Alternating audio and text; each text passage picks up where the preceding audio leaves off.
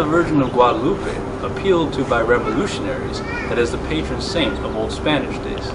It is Saint Barbara, a saint which the Catholic Church says probably never existed. A make-believe saint for a city with a make-believe past.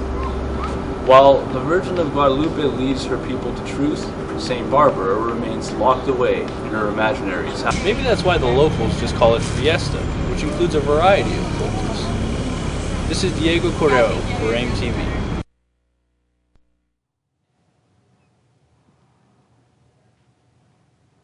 Right now I'll be reading an excerpt from the Sherman Alexie novel Reservation Blues, entitled My God Has Dark Skin. My braids were cut off in the name of Jesus to make me look so white. My tongue was cut out in the name of Jesus so I would not speak what's right. My heart was cut out in the name of Jesus so I would not try to feel. My eyes were cut out in the name of Jesus so I could not see what's real. And I have news for you, but I'm not sure where to begin. Yeah, I got news for you. My God has dark skin. I had my braids cut off by these black robes, but I know they'll grow again. I had my tongue cut out by these black robes, but I know I'll speak till the end. I had my heart cut out by these black robes, but I know what I still feel. I had my eyes cut out by these black robes, but I know I see what's real. And some history about the Santa Barbara Mission. The Santa Barbara Mission is the 10th of the 21 missions founded in California by the Franciscans in December of 1786. The Presidios and missions were set up mainly to counteract the expanding Russian presence in California in the 1700s, not because of the concern of the souls of the natives. There are varying accounts of how natives came into the missions. Besides being captured, coercions from soldiers or bribes of food and goods from priests. One thing is clear, once they accepted the Catholic way, they were tied to the mission and could not leave without permission. Beatings were common as the Padres looked at the California Indians as children and at their culture as basically worthless and backwards in spite of the complexity of the Chumash culture. Padre Lasuen himself seemed very contemptuous of the people he was supposed to be caring for. In his words, here are Aborigines whom we are teaching to be men, people of vicious and ferocious habits who know of no law but force, no superior but their own free will, and no reason but their own caprice, a people without education, without government, religion, or respect for authority. He also felt that the priests, not the Indians, were deserving of sympathy.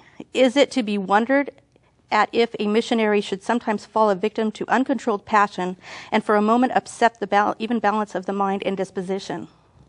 It has been the practice of the Catholic Church to project the image of the peaceful California Indians who loved the Padres. Then how do we explain the revolts, the many revolts? In 1775, 600 to 800 Kumeyaay burned the mission of San Diego to the ground. In 1781, the Quechan people lived in the Colorado River, attacked 2 pueblos on their territory, and drove out the Spanish. From 1785 to 1786, there were mission uprisings in several areas, including the San Gabriel. From 1790 to the 1800s, there were several uprisings at the Mission San Clara and San Juan Bautista. Indians at Santa Cruz revolted in 1812. The Chumash had been forced to build 1 presidio and 5 missions in their territory. In them, they endured forced labor, rape, beatings, and even killings by the presidio soldiers, especially when they attempted to protect their families. On February 21st of 1824, an Indian in San Ynez Mission was routinely whipped. The natives revolted and destroyed several mission structures. The next day, 2,000 Chumash seized and held the nearby La Purísima Mission. Natives from San Ynez and San Fernando Mission came to help. They held the mission for a month. News of the revolt reached Santa Barbara not long after. The Presidio soldiers were afraid the natives in Santa Barbara would follow suit, without provocation attack some native laborers at the mission. The Indians said that they would not revolt if the soldiers would disarm and withdraw. 2 soldiers refused to do so. The Santa Barbara Chumash then left the mission and took refuge in the canyon, where some of them were attacked by soldiers, many of them. And strangely, reading about the mission on the mission website, you will read none of this.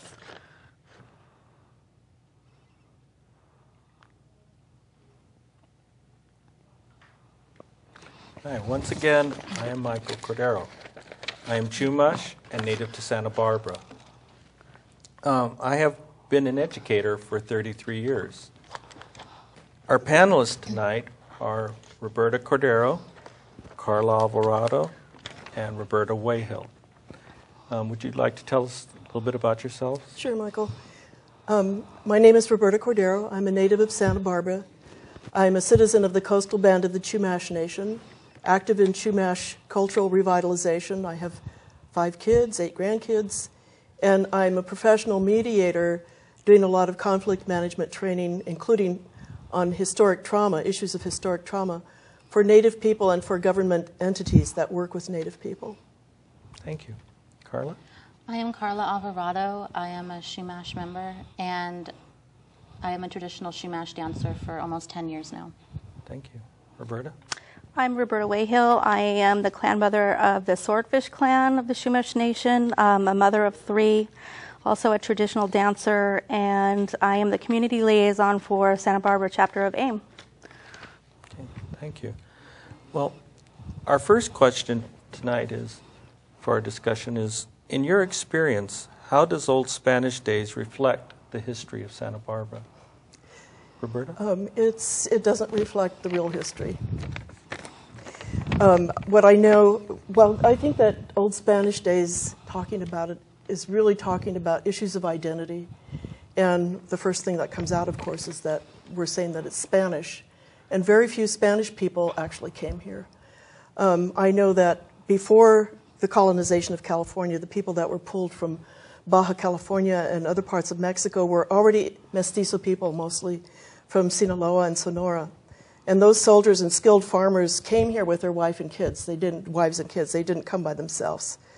They were very often indigenous mestizos who were classified as Spaniards because of the promises for a better life, including property, and a kind of an increase in social standing because they could move into what was called the gente de razón, and give them better social standing rather than to be indios or mestizos. And at that time there was a system, a caste system, castas, in which the Españolos were European Spaniards, and all the way down to the 12th one, which is Indios, and that was, like this, they had very high standing here and very low here. So those were the people that came here, and they literally changed their identities when they came here. And then, of course, the switch to the American period, which was equally brutal. I mean, we're talking about both of the Americas, decimation of the indigenous people, conservative estimate, 80%, really big estimate, 95%, and that was over just a couple of generations. Okay, thank you. Carla? In my opinion, the reflection of Old Spanish Days to Santa Barbara, I feel that it's incomplete. A lot of Old Spanish Days propaganda, it really doesn't explain the actual history of Santa Barbara and the Spanish colonization of when it did occur. Very incomplete, pretty much. Okay, thank you. Roberta?